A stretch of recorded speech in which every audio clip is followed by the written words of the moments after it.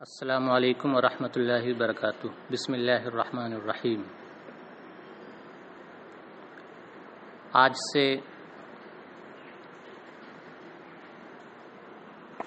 فن منطق کی مشہور کتاب ملا حسن کا درس شروع ہو رہا ہے۔ میرے سامنے مجلس برکات کا نسخہ ہے اور صفحہ نمبر 33 ہے۔ یاد رکھیں کہ ملا حسن کا نصاب ابتدائے مقدمہ سے ہے، تو صفحہ نمبر 33 ہے اور مقدمے کی بحث ہے۔ یاد رکھیں کہ کسی بھی علم پر مشتمل کتاب کے شروع میں عموماً ایک مقدمہ ہوتا ہے، اور اس مقدمہ میں اس علم کی تعریف، اس علم کی غایت اور اس علم کے موضوع کا بیان ہوتا ہے۔ اس کتاب میں بھی شروع میں مقدمہ ہے جس میں علم منطق کی تعریف، غایت اور موضوع کا بیان ہے۔ لفظ مقدمہ کے بارے میں بتا دیں کہ یہ مقدمہ ہے دال کے کسرے کے ساتھ، اور یہ قدمہ یقدم تقدیم سے ہے، اس میں فاعل، اور اس میں دو صورتیں ہیں۔ یا تو یہ مقدمہ اس میں فاعل ہے اس قدمہ سے جو کہ لازم ہے، تقدمہ کے معنی میں، تو مقدمہ ہوگا متقدمہ کے معنی میں، پہلے آنے والا۔ چونکہ مقدمہ میں جو علم کی تعریف، علم کی غایت اور علم کے موضوع کا بیان ہوتا ہے، یہ تینوں چیزیں چونکہ علم سے پہلے آتی ہیں، اس لیے کتاب کے جس حصے میں ان تینوں چیزوں کا بیان ہوتا ہے وہ حصہ چونکہ اصل علم پر گفتگو سے پہلے ہی وہ حصہ آتا ہے، اس لیے اسے مقدمہ کہتے ہیں، بمعنی متقدمہ، اصل علم سے پہلے آنے والی چیز۔ دوسری صورت یہ ہے کہ مقدمہ یہ اس قدمہ سے اس میں فاعل ہے جو کہ متعدی ہے۔ قدمہ بمعنی آگے کرنا۔ چونکہ مقدمہ میں جو تین چیزیں مذکور ہوتی ہیں، یہ تین چیزیں اپنے جانکار کو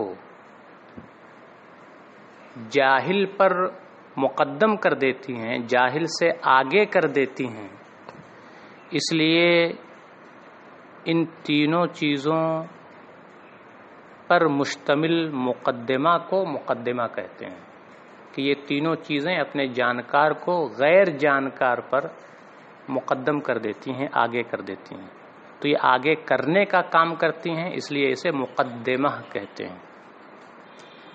تو یہ لفظ مقدمہ ہے، خواہ قدمہ بمعنی تقدمہ سے ہو، قدمہ لازم سے ہو، اور خواہ قدمہ متعدی سے ہو۔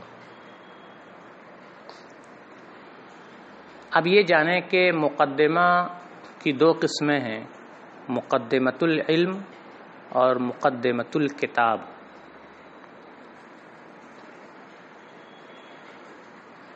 مقدمۃ العلم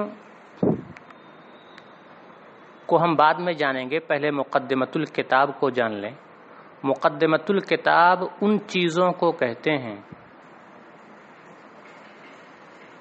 جنہیں اصل مقاصد سے پہلے اس لیے ذکر کیا جائے کہ اصل مقاصد کا ان چیزوں سے ربط و تعلق ہوتا ہے، اور وہ چیزیں اصل مقاصد میں نفع بخش ہوتی ہیں۔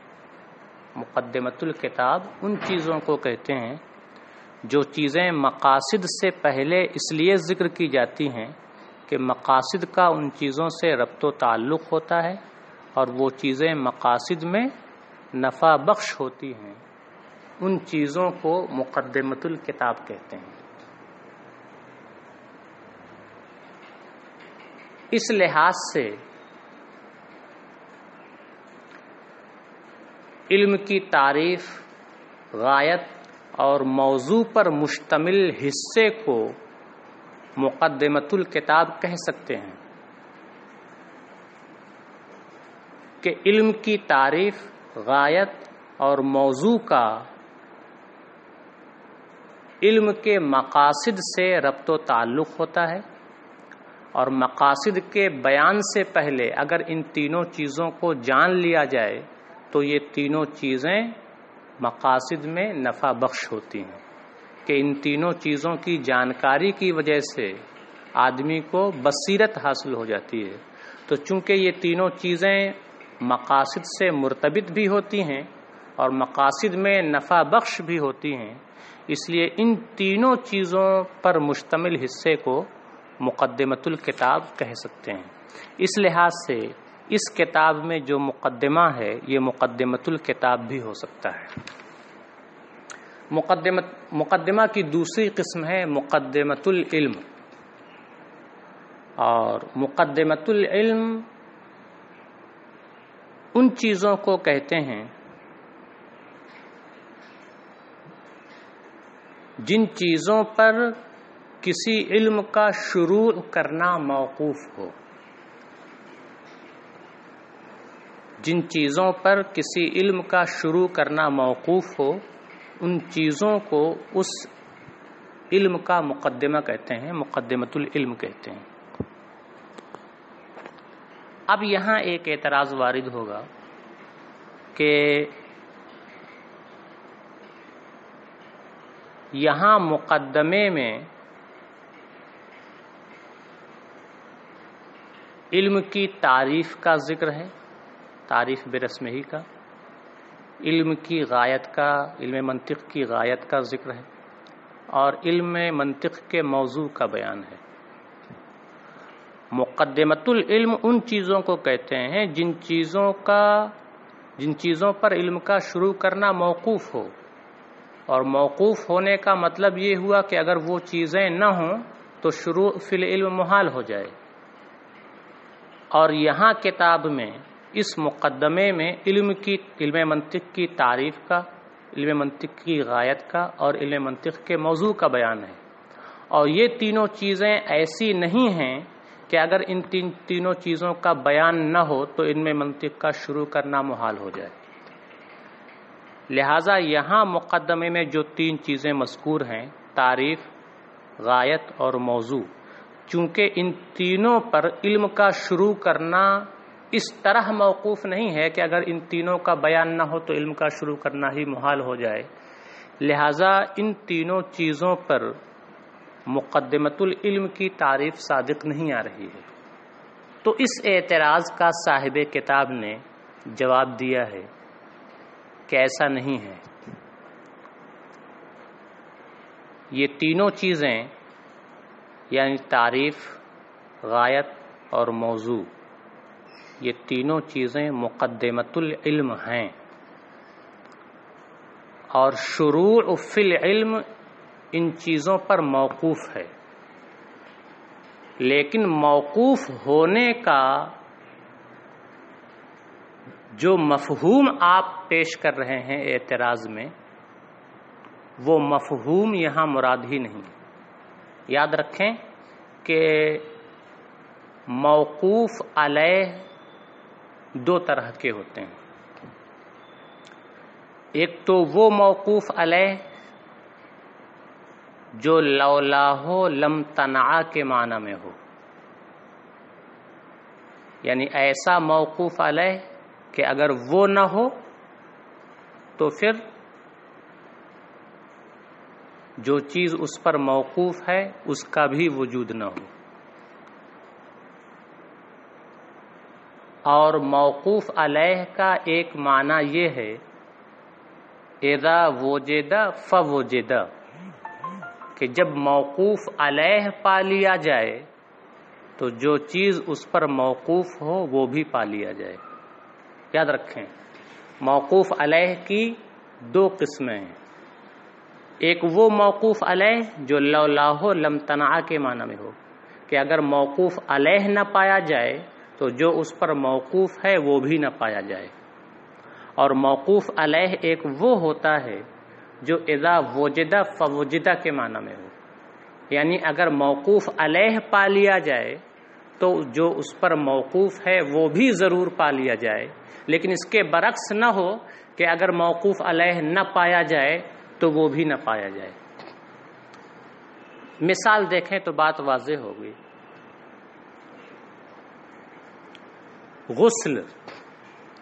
غسل کرنا، نہانا، غسل کے لیے پانی کا وجود ضروری ہے. تو غسل یہ پانی پر موقوف ہے. تو پانی موقوف علیہ ہے اس معنی کر کہ لولا الماء لم تنع الغسل، اگر پانی نہ پایا جائے تو غسل بھی نہیں پایا جائے گا. تو پانی یہ غسل کے لیے موقوف علیہ تام ہے جسے لولاہ لم تنع سے تعبیر کرتے ہیں.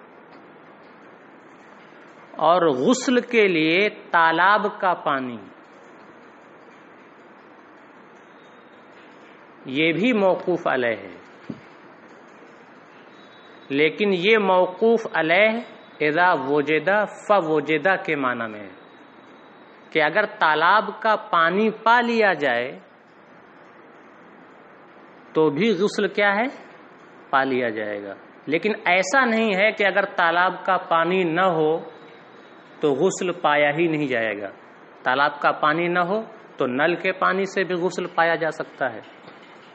تو موقوف علیہ تو تالاب کا پانی یہ غسل کے لیے موقوف علیہ ہے، لیکن موقوف علیہ ہے اذا وجد فوجد کے معنی میں. تو موقوف علیہ اذا وجد فوجد کو مصحح لدخول الفاء سے تعبیر کرتے ہیں. تالاب کا پانی غسل کے لیے ایسا موقوف علیہ ہے جسے مصحح لدخول الفاء کہتے ہیں. فا کے دخول کو درست قرار دینے والا، کیونکہ تالاب کا پانی غسل کے لیے موقوف علیہ ہے. اس کا مطلب یہ ہے کہ اذا وجد، جب تالاب کا پانی پا لیا جائے گا فوجد تو غسل بھی کیا ہے، پا لیا جائے گا. یہاں فا آ رہا ہے جزا میں، فوجد. تو موقوف علیہ بمعنی اذا وجد فوجد کو مصحح لدخول الفاء سے تعبیر کرتے ہیں. اب آئیے علم کی تعریف، علم کی غایت اور علم کا موضوع، ان چیزوں پر شروع فی العلم موقوف ہوتا ہے. یہ چیزیں موقوف علیہ ہیں، لیکن موقوف علیہ بمعنی لولاہ لم تنع نہیں ہے، بلکہ موقوف علیہ بمعنی مصحح لدخول الفاء ہیں، بمعنی اذا وجد فوجد ہے. کہ اگر علم کی تعریف معلوم ہو جائے، علم کی غایت معلوم ہو جائے اور علم کا موضوع معلوم ہو جائے تو علم کا آغاز ہو جاتا ہے، شروع فی العلم ہو جاتا ہے. تو چونکہ یہ تینوں چیزیں موقوف علیہ بمعنی اذا وجد فوجد ہیں، یہ تینوں چیزیں موقوف علیہ بمعنی مصحح لدخول الفاء ہیں، تو پھر یہ تینوں چیزیں मुक़द्दिमतुल इल्म हो जाएंगी।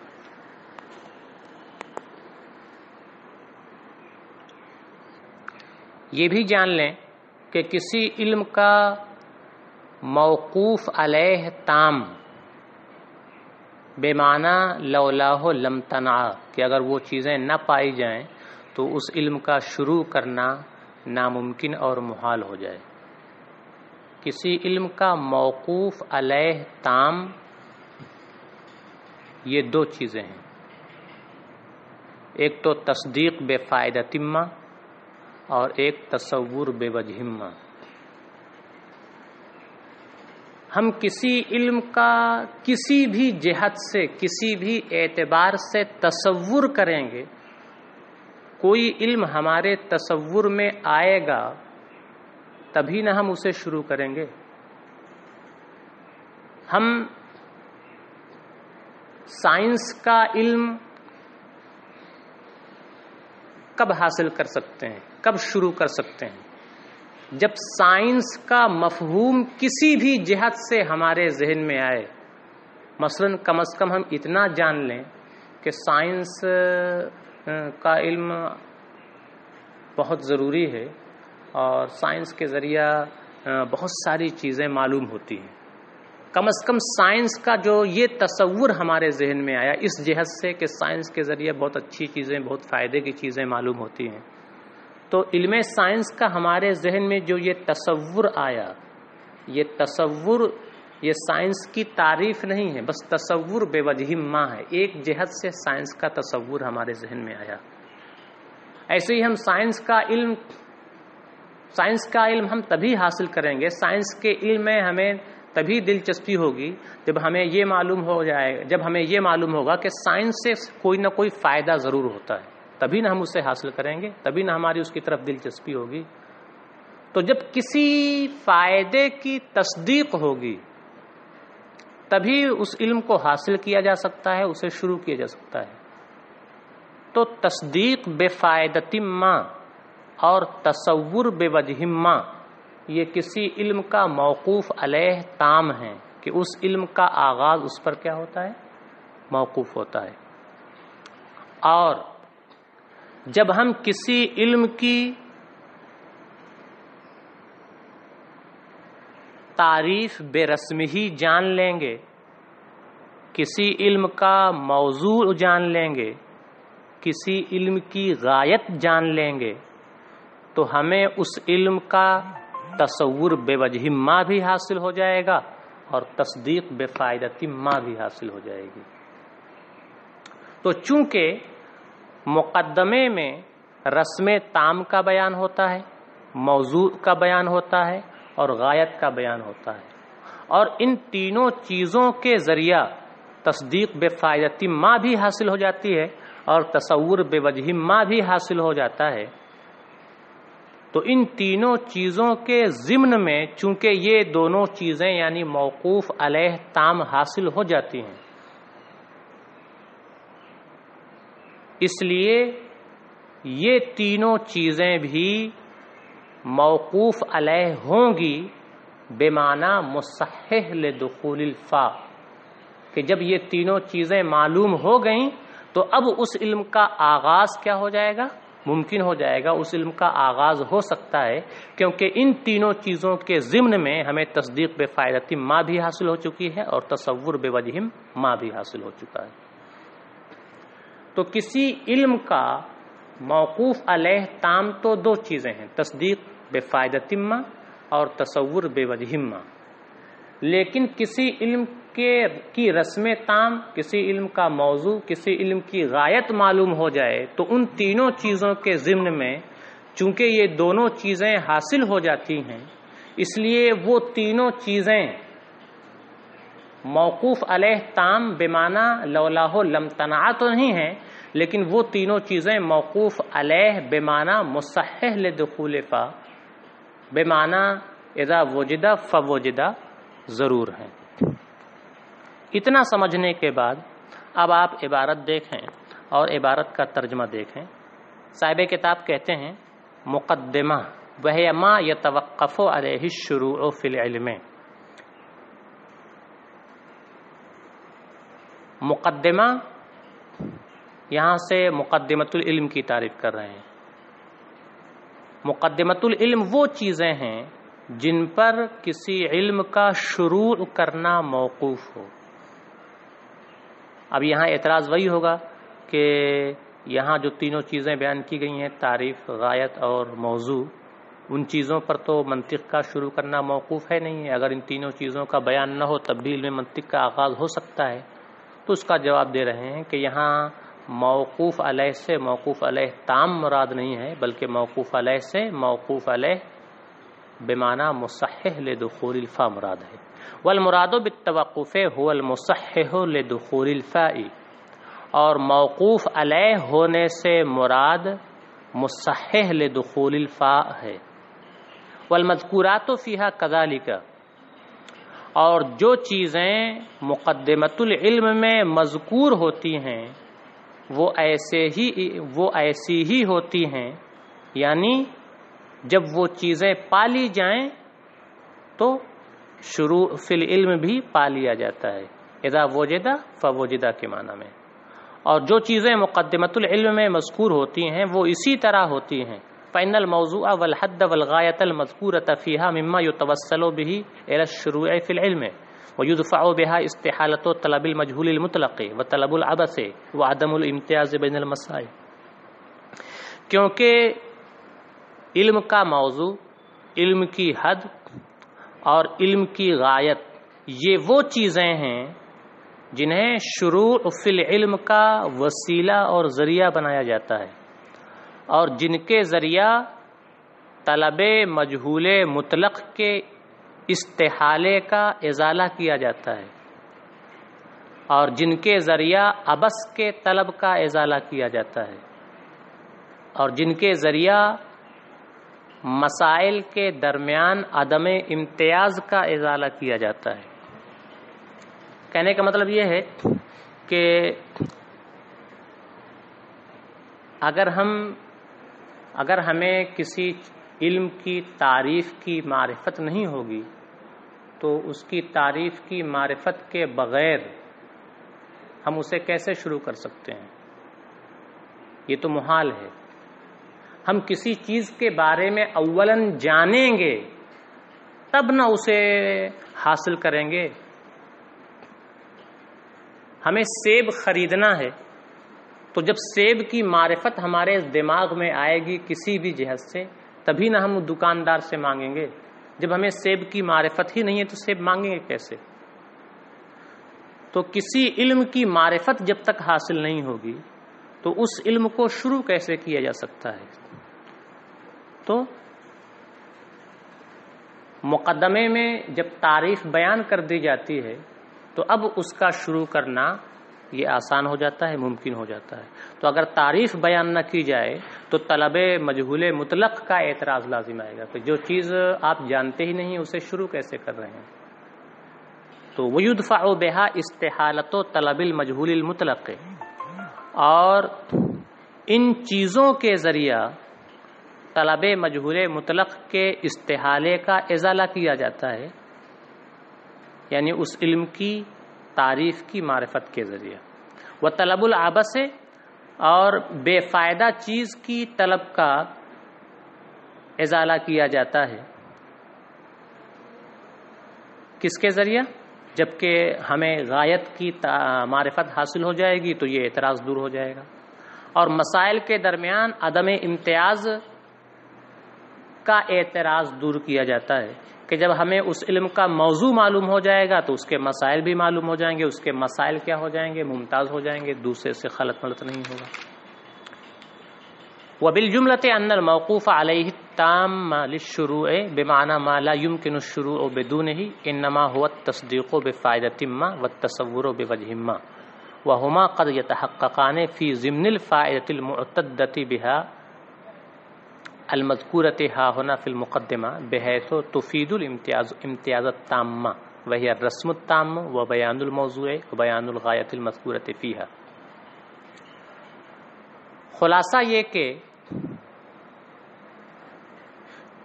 شروع فی العلم کا موقوف علیہ تام اس معنی کر کہ اس کے بغیر شروع فی العلم ناممکن ہو، وہ صرف اور صرف دو چیزیں ہیں، تصدیق بفائدۃ ما اور تصور بوجہ ما، وہما قد یتحققان فی ضمن الفائدۃ المذکورۃ ہا ہنا فی المقدمہ، اور یہ دونوں چیزیں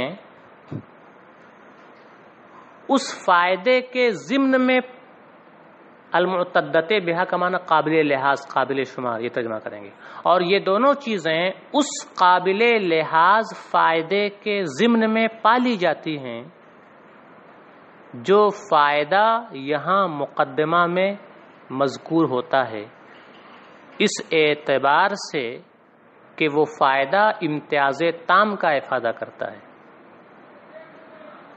اور وہ فائدہ ہے کیا؟ وہی الرسم التام و بیان الموضوع و بیان الغایۃ المذکورۃ فیہا، اور وہ ہے رسم تام اور موضوع کا بیان اور غایت کا بیان۔ تو رسم تام، موضوع اور غایت کے ضمن میں تصدیق بفائدۃ ما بھی حاصل ہو جاتی ہے اور تصور بوجہ ما بھی حاصل ہو جاتا ہے۔ اس کا مطلب یہ ہوا کہ تصدیق بفائدۃ ما اور تصور بوجہ ما یہ عام ہیں، اور رسم تام، موضوع اور غایت یہ خاص ہیں، اور خاص یہ عام کا فرد ہوتا ہے۔ تو رسم تام اور موضوع اور غایت یہ افراد ہوئے تصدیق بفائدۃ ما اور تصور بوجہ ما کے، اور تصدیق بفائدۃ ما اور تصور بوجہ ما یہ موقوف علیہ تام ہیں، اس معنی کر کہ ان کے بغیر علم کا شروع کرنا ناممکن ہے۔ تو تصدیق بفائدۃ ما اور تصور بوجہ ما یہ موقوف علیہ تام ہیں، اور ان کے افراد ہیں رسم تام، موضوع اور غایت۔ تو تصدیق بفائدۃ ما اور تصور بوجہ ما جب یہ موقوف علیہ تام ہوئے تو جو ان کے افراد ہیں یعنی رسم تام، موضوع اور غایت یہ بھی موقوف علیہ ہوں گے، لیکن مصحح لدخول الفا کے معنی میں۔ اسی کے بارے میں کہتے ہیں وَكُلُّ مَا هُوَ فَرْدٌ لِلْمَوْقُوفِ عَلَيْهِ التَّامِّ بِالْمَعْنَى الْمَذْكُورِ فَهُوَ الْمَوْقُوفُ عَلَيْهِ بِمَعْنَى الْمُصَحِّحِ لِدُخُولِ الْفَاءِ، اور ہر وہ چیز جو موقوف علیہ تام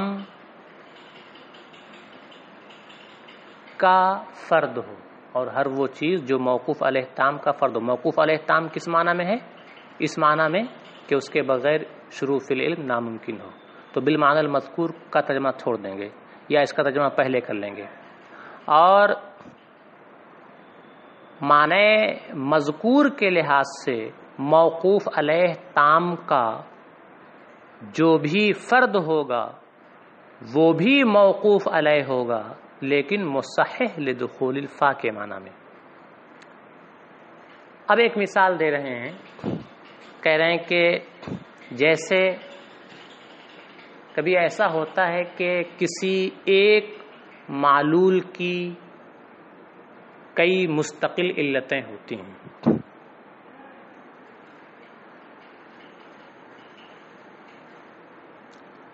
اس معلول شخصی کی وہ علل مستقلہ متعددہ موقوف علیہ ہوتی ہیں، لیکن موقوف علیہ بمعنی مصحح لدخول الفا ہوتی ہیں، موقوف علیہ بمعنی لولاہ لم تنع نہیں ہوتی ہیں۔ جیسے چھت ہے، چھت کے لیے موقوف علیہ کیا ہیں؟ دیواریں ہیں۔ تو چھت کے لیے موقوف علیہ تام کیا ہے؟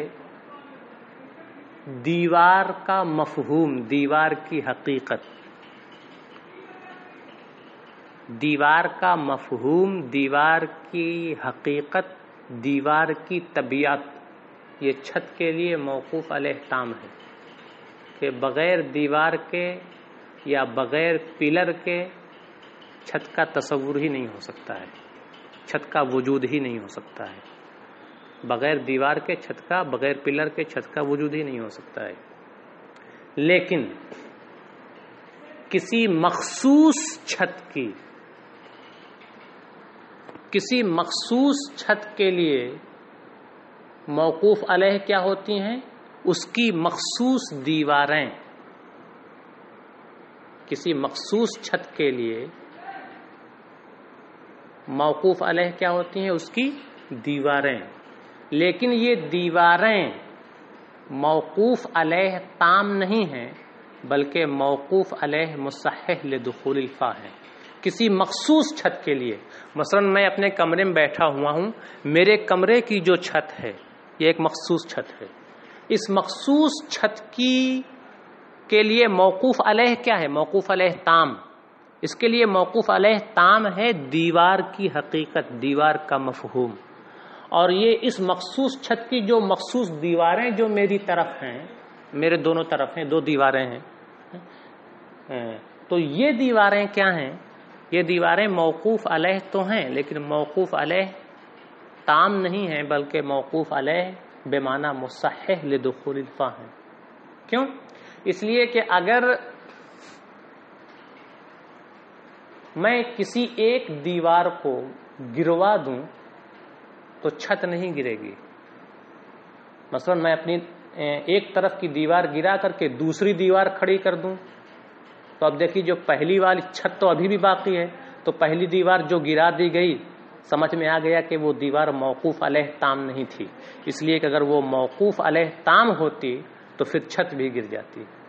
تو میرے اوپر جو مخصوص چھت ہے، اس کی یہ جن مخصوص دیواروں پر یہ چھت قائم ہے، یہ مخصوص دیواریں موقوف علیہ تام نہیں ہیں۔ موقوف علیہ تام تو دیوار کی حقیقت ہے، دیوار کا مفہوم ہے کہ اگر کوئی بھی دیوار نہ پائی جائے تو چھت کا وجود نہیں ہو سکتا۔ دیوار کی حقیقت، دیوار کا مفہوم یہ موقوف علیہ تام ہے، اور جو یہ مخصوص دیواریں ہیں یہ موقوف علیہ تو ہیں، لیکن موقوف علیہ بمعنی مصحح لدخول الفا ہیں، بمعنی اذا وجدہ فوجدہ ہیں۔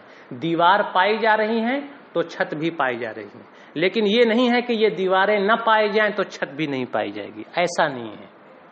اسی کی مثال دے رہے ہیں، کہتے ہیں کما ترى فی تعدد العلل المستقلۃ للمعلول الشخصی، مثلا جیسا کہ آپ کسی معلول شخصی کی متعدد مستقل علتوں میں آپ دیکھتے ہیں، مثلا کالدعائم للسقف، مثال کے طور پر چھت کے لیے مختلف ستون، فإن الموقوف علیہ التامہ طبیعتها، کیونکہ چھت کے لیے موقوف علیہ تام دیوار کی طبیعت اور حقیقت ہے، دیوار کا مفہوم ہے۔ اور جو دیوار کی کسی مخصوص چھت کی جو مخصوص دیواریں ہیں، دیواروں کے جو مخصوص افراد ہیں، یہ موقوف علیہ تام نہیں ہے، یہ تو بس مصحح لدخول الفا ہیں۔ وہی کہتے ہیں وخصوصیات و تحققھا، اور ان دیواروں کے تحقق کے مخصوص افراد، ترجمہ بس اتنا کر لیں، اور ان دیواروں کے مخصوص افراد یہ مصحح لدخول الفا ہیں، یمکن حصول السقف بدون کل واحد منہما علی الانفراد، جن میں سے ہر ایک کے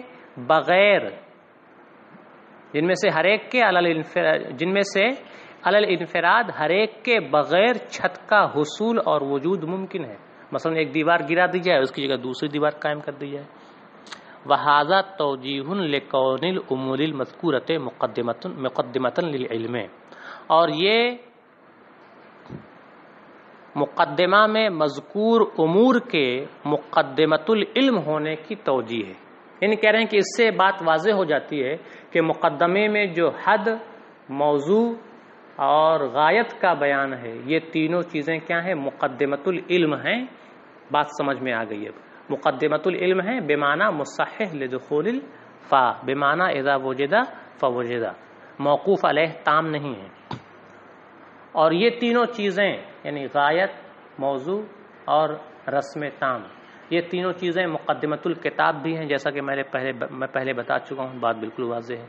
व अम्मा कौनुहा मुक़द्दिमतन लिल किताबे बेमाना मा युज़करु क़ब्लल मक़ासिदे लिर्तिबातिहा बिही व नफ़इही फ़ीहा फ़ज़ाहिरुन, और रहा इन तीनों चीज़ों का मुक़द्दिमतुल किताब होना बई माना कि मुक़द्दिमतुल किताब उन चीज़ों को कहते हैं जो मक़ासिद से पहले इसलिए ज़िक्र की जाएं कि मक़ासिद का उनसे इर्तिबात और रब्तो ताल्लुक़ होता है, व नफ़इही फ़ीहा, और वो चीज़ें मक़ासिद में नफ़ा बख्श होती हैं।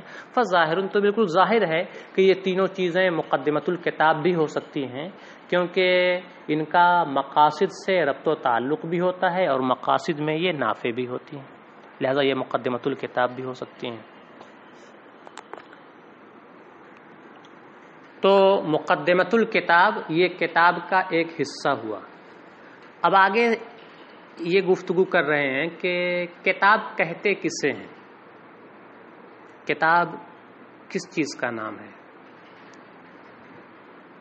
तो किताब में तीन एहतिमालात हैं। किताब आप तीन चीज़ों को कह सकते हैं।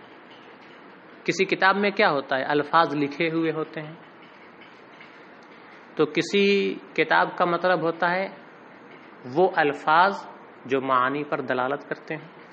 तो किताब का मतलब है अल्फाज जो मखसूस अल्फाज जो मखसूस मानी पर दलालत कर रहे हों। या ये भी कह सकते हैं कि किताब कहते हैं मखसूस मानी को जिन पर मखसूस अल्फाज दलालत कर रहे हों। या ये भी कह सकते हैं कि किताब कहते हैं अल्फाज और मानी के मजमूए को। तो किताब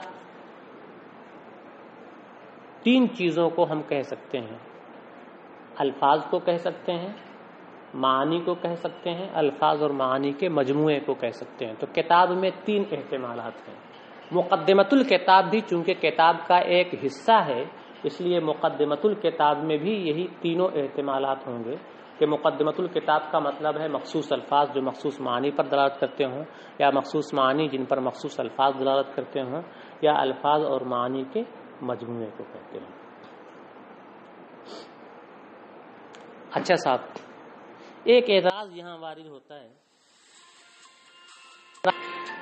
और एतराज़ ये है कि आप कह रहे हैं कि किताब अल्फाज को कहते हैं, या किताब मानी को कहते हैं, या अल्फाज व मानी के मजमूए को कहते हैं।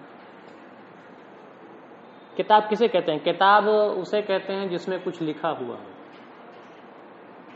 और जो लिखा हुआ है उसे नुकूश कहते हैं।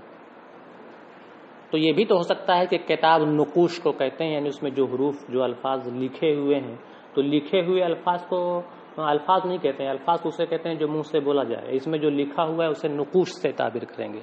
तो किताब तो नुकूश को कहते हैं। तो इस लिहाज से तो किताब में सिर्फ तीन एहतिमालात नहीं होंगे, किताब में 7 एहतिमालात निकलेंगे। नंबर 1, ये कह सकते हैं कि किताब अल्फाज को कहते हैं। ये भी कह सकते हैं कि किताब मानी को कहते हैं। ये भी कह सकते हैं कि किताब नुकूश को कहते हैं। 3 एहतिमालात हो गए। ये भी कह सकते हैं कि किताब अल्फाज मानी को कहते हैं। 4 एहतिमालात हुए। ये भी कह सकते हैं कि किताब अल्फाज नुकूश को कहते हैं। 5 एहतिमालात हुए। ये भी कह सकते हैं कि किताब मानी नुकूश को कहते हैं। 6 एहतिमालात हुए। ये भी कह सकते हैं कि किताब अल्फाज मानी और नुकूश के मजमूए को कहते हैं। तो 7 एहतिमालात होते हैं, और आप 3 ही एहतिमालात बता रहे हैं। तो साहिब किताब उसका जवाब देते हैं कि असल ये है कि अहले इल्म ने किताबें लिखी, ان کتابوں میں علوم کو ترتیب دیا، علوم کی تدوین کی۔ تو علوم کی تدوین اور تصنیف میں مقصود اور معتبر کیا ہوتے ہیں؟ علوم کی تدوین و ترتیب میں مقصود ہوتے ہیں یا تو وہ معانی جن پر مخصوص الفاظ دلالت کرتے ہیں، یا وہ الفاظ جو مخصوص معانی پر دلالت کرتے ہوں۔ نقوش یہ تدوین علم کا مقصود ہوتے ہی نہیں ہیں، یہ تو غیر مقصود ہے، لہذا نقوش کے جتنے احتمالات ہیں سب ساقط ہو جائیں گے۔ اور نقوش چاہے تنہا ہو تو وہ احتمال بھی ساقط ہو جائے گا، یعنی کتاب صرف نقوش کو کہیں یہ احتمال بھی ساقط ہو گیا، یا الفاظ مع نقوش کو کہیں یہ بھی احتمال ساقط ہو گیا، معانی مع نقوش کو کہیں یہ بھی احتمال ساقط ہو گیا، الفاظ اور معانی اور نقوش کے مجموعہ کو کہیں یہ بھی احتمال ساقط ہو گیا۔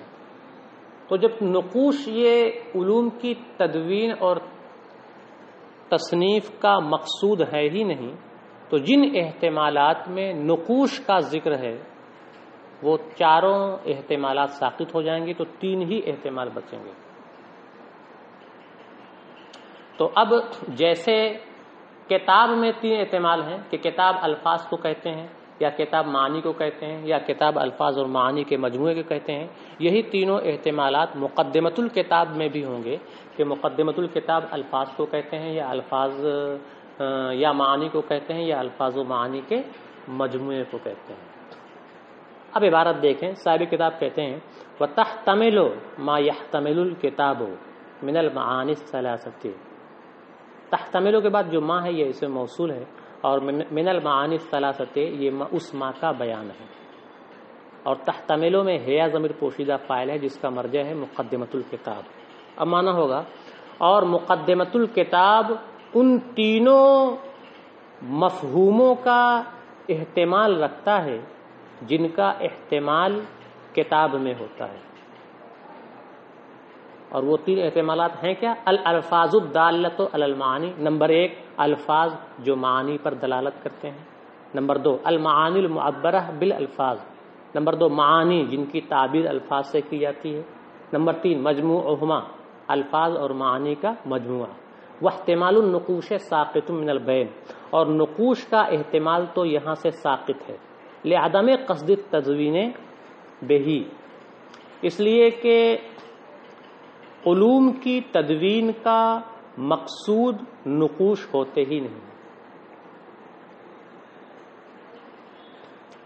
اب والذکر والنفع یتحقق بالذات او بالعرض سے ایک اعتراض کا جواب دیا جاتا ہے۔ اعتراض یہ ہے کہ مقدمۃ الکتاب کی تعریف آپ نے یوں کی کہ مقدمۃ الکتاب وہ چیزیں ہیں جو مقاصد سے پہلے مذکور ہوتی ہیں، جو مقاصد سے پہلے مذکور ہوں انہیں مقدمۃ الکتاب کہتے ہیں۔ تو مقدمۃ الکتاب کی تعریف میں یہ ذکر کا لفظ آیا ہے، جو مقاصد سے پہلے جن کا ذکر ہو وہ مقدمۃ الکتاب ہے، اور یہاں ذکر کا لفظ آیا ہے، اور ذکر کس چیز کا ہوتا ہے؟ ذکر معانی کا نہیں ہوتا ہے، ذکر الفاظ کا ہوتا ہے۔ آپ تذکرہ کریں گے، بولیں گے تو آپ کی زبان سے الفاظ نکلیں گے۔ تو مقدمۃ الکتاب کی تعریف میں آیا ہے ما یذکر قبل المقاصد، وہ چیزیں مقدمۃ الکتاب ہیں جو مقاصد سے قبل مذکور ہوں، جن کا مقاصد سے پہلے ذکر ہو۔ اور ذکر کا لفظ یہ بتا رہا ہے کہ مقدمۃ الکتاب یہ الفاظ ہیں نہ کہ معانی یا الفاظ اور معانی کا مجموعہ۔ مقدمۃ الکتاب صرف اور صرف الفاظ ہوں گے، کیونکہ مقدمۃ الکتاب کی تعریف کی جا رہی ہے جو مقاصد سے پہلے مذکور ہوں، اور مذکور صرف الفاظ ہوتے ہیں، معانی مذکور نہیں ہوتے ہیں، یا الفاظ و معانی کا مجموعہ مذکور نہیں ہوتا، صرف الفاظ مذکور ہوتے ہیں۔ تو لفظ ذکر سے یہ سمجھ میں آ رہا ہے کہ مقدمۃ الکتاب صرف اور صرف الفاظ ہیں، لیکن آگے مزید کہا گیا لارتباطھا بہ ونفعہ فیہا، کیونکہ مقاصد کا الفاظ سے، کیونکہ مقاصد کا ان چیزوں سے ربط و تعلق ہوتا ہے، ونفعہ فیہا، اور وہ چیزیں مقاصد میں نفع بخش ہوتی ہیں۔ یہ لفظ ہے مقدمۃ الکتاب، وہ چیزیں ہیں جو مقاصد میں نفع بخش ہوتی ہیں۔ تو لفظ نفع آیا، نفع یہ الفاظ نہیں دیا کرتے ہیں، نفع تو معانی دیا کرتے ہیں۔ تو لفظ نفع سے یہ معلوم ہو رہا ہے کہ مقدمۃ الکتاب صرف اور صرف معانی ہے، الفاظ نہیں ہے۔ تو لفظ ذکر سے یہ سمجھ میں آتا ہے کہ مقدمۃ الکتاب صرف الفاظ ہیں، اور لفظ نفع سے یہ چیز سمجھ میں آ رہی ہے کہ مقدمۃ الکتاب صرف معانی ہے، جبکہ آپ یہ کہہ رہے ہیں کہ مقدمۃ الکتاب میں 3 احتمالات ہیں، الفاظ بھی ہو سکتے ہیں، معانی بھی ہو سکتے ہیں، اور الفاظ و معانی کا مجموعہ بھی ہو سکتا ہے۔ تو اس کا جواب یہ دیا کہ یہ اعتراض بلا وجہ کا ہے۔ لفظ ذکر سے آپ نے یہ کہا کہ چونکہ مذکور صرف الفاظ ہوتے ہیں اس لیے مقدمۃ الکتاب صرف الفاظ کو ہونا چاہیے۔ تو ہم یہ کہیں گے کہ ذکر تو بالذات الفاظ کا ہوتا ہے، صرف اور صرف الفاظ کا ہوتا ہے۔ ذکر بذات خود تو الفاظ کا ہوتا ہے، لیکن الفاظ کے ضمن میں معانی کا بھی تو تذکرہ ہوتا ہے۔ تو لفظ ذکر کی وجہ سے یہ اعتراض کرنا کہ مقدمۃ الکتاب صرف الفاظ ہوں گے، یہ بلا وجہ کی بات ہے، کیونکہ ذکر جہاں الفاظ کا ہوتا ہے بالذات، تو ان الفاظ کے ضمن میں معانی کا بھی ذکر ہوتا ہے۔ تو ذکر یہ الفاظ کے ساتھ خاص نہیں ہے، الفاظ کے ساتھ خاص ہے بالذات، اور معانی سے بھی اس کا تعلق ہے بالعرض۔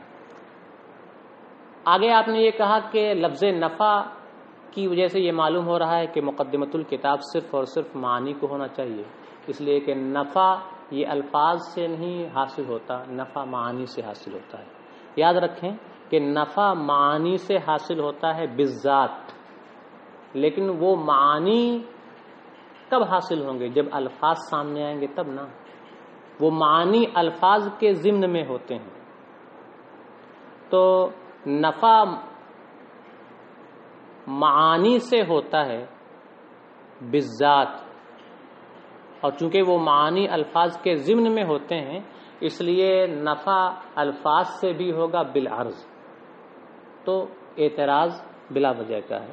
صاحب کتاب کہتے ہیں والذکر والنفع یتحقق بالذات او بالعرض فی المعانی والالفاظ والمجموع، اور ذکر اور نفع معانی میں